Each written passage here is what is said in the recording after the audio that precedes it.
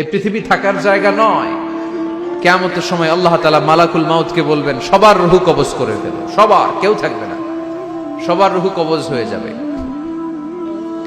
আল্লাহ মালাকুল মাউতকে বলবেন, মালাকুল মাউত কি অবস্থা? বলবে সব শেষ। মাইয়াবকা, কে বাকি? মালাকুল মাউত বলবে জিনেরা বাকি, যাদেরকে দেখা যায় না। আল্লাহ বলবেন জিনদেরকেও শেষ করে ফেলো, রূহ কবজ করো। মালাকুল মাউত আজরাইল জিনদের রূহ কবজ করবে। আল্লাহ এবার জিজ্ঞেস করবে, ইয়া মালাকাল মাউত আখবিরনি মাইয়াবকা, এবার বলো আর কে বাকি? মালাকুল মাউত বলবে, আল্লাহ মানুষগুলো সব শেষ, জিনগুলাও শেষ, এবার বাকি ইবলিশ শয়তান, ইবলিশরেও শেষ করো, ইবলিশও শেষ।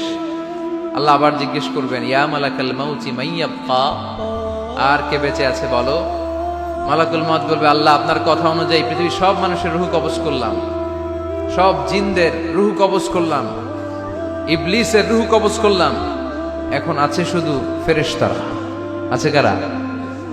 যাও ফেরেশতাদের রূহ কবজ করো, ফেরেশতাদের রূহ কবজ হয়ে যাবে। এবার আল্লাহ জিজ্ঞেস করবেন, ইয়া মালাকাল মাউত আখবিরনি মাইয়াবকা। মালাকুল মাউত বলবে, আল্লাহ আপনার কথা মতো ধরে ধরে সব শেষ, ফেরেশতাও শেষ, চারজন ছাড়া। কয়জন ছাড়া? জোরে বলেন, কয়জন ছাড়া? ইসরাফিল, জিব্রাইল, মিকাইল, আজরাইল। আল্লাহ এই চারজন আমরা বাকি। আল্লাহ বলবে, যাও ইযহাব ইনতালিক ইলা জিবরিল ওয়াকবাদ রূহা, জিব্রাইলের রূহ কবজ করো। ইযহাব ইলা ইসরাফিল ওয়াকবাদ রূহা, ইসরাফিলের রূহ কবজ করো। ইযহাব ইলা মিকাইল ওয়াকবাদ রূহা, রূহ কবজ করো। ওই তিন ফেরেশতাও শেষ। এবার আল্লাহ তাআলা জিজ্ঞেস করবেন, ইয়া মালাকাল মাউত আখবিরনি মাইয়াবকা, হে মালাকুল মাউত আর কে বাকি আছে বলো? মালাকুল মাউত বলবে, আল্লাহ আপনার কথা মতো মানুষগুলো শেষ, জিনগুলো শেষ, ইবলিশ শেষ, আমার বাকি তিন ভাই ইসরাফিল, মিকাইল, জিব্রাইলও শেষ, শুধু আমি, শুধু আমি।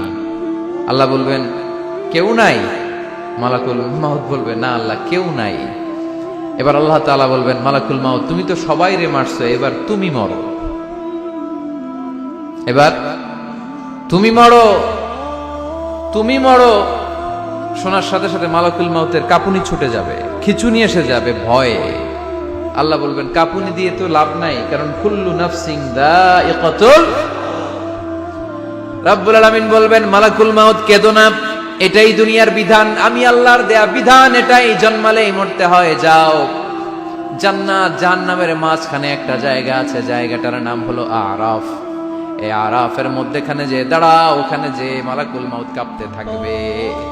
মালাকুল মাউত বলবে, আল্লাহ সৃষ্টি শুরুতে যদি জানতাম, সৃষ্টি শুরুতে যদি জানতাম সবাইকে মৃত্যুদান করার পরে, রূহ কবজ করার পরে আমাকেও মরতে হবে, তাহলে এই কঠিন দায়িত্বের ব্যাপারে আপনার কাছে ক্ষমা চাইতাম।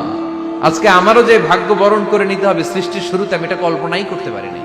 আল্লাহ বলবেন, নো টক, মুত, ইয়া মালাকাল মাউত, মর, মরে যা, মুত, মরে যাও। বলার সাথে সাথে মালাকুল মাউত এক বিকট চিৎকার হাঁকিয়ে মরে যাবে। মালাকুল মাউতের চিৎকারটা সেদিন এত ভয়ঙ্কর হবে, বিষ্ণু ঈসা ইসলাম বলেন, ওই চিৎকারের আওয়াজ যদি পৃথিবীর মানুষেরা কান দিয়ে শুনতে পেত, তাহলে কিয়ামত সংঘটিত হওয়ার জন্য আলাদা করে ইসরাফিলের সিঙ্গার প্রয়োজন হতো না। ওই চিৎকারের আওয়াজে প্রতিটা মানুষ কানের পর্দা ফেটে ওই জায়গায় লাশ হয়ে পড়ে যেত। এবার ডানে বায়ে সামনে পেছনে উপরে নিচে কেউ নাই, একজন ছাড়া। জোরে বলতে হবে, তিনি কে? আল্লাহ তখন পৃথিবীকে একটা ডাক দিবেন, বলবেন, ইয়া দুনিয়া আইনা আনহারুকি, এই পৃথিবী তোর নদীগুলো কোথায়? ইয়া দুনিয়া আইনা আশজারুকি, এই পৃথিবী তোর গাছগুলো কোথায়? বটতলা। ইয়া দুনিয়া আইনাল জিবাল, তোর বড় বড় মাউন্ট এভারেস্ট পাহাড়, আলাস্কা পর্বতমালা, আলপস পর্বতমালা, এগুলো কোথায়? তুর পাহাড় আজকে কোথায়? ইয়া দুনিয়া আইনাল মুলুক, রাজা বাদশারা কোথায়, যারা ক্ষমতার দাপটে পা জমিনে ফেলতে চাইতো না? আইনাল জাবাবেরা, অত্যাচারী স্বৈর শাসকগুলো আজকে কোথায়? কোথায় আজকে? কোনো আওয়াজ নাই। আল্লাহ তখন হুঙ্কার দিয়ে বলবেন, লিমানিল মুলকুল ইয়াউম, who belongs the kingdom today. আল্লাহ চিৎকার দিয়ে বলবেন, আজকে ক্ষমতা কার? আওয়াজ করে বলেন, সেদিন ক্ষমতা কার?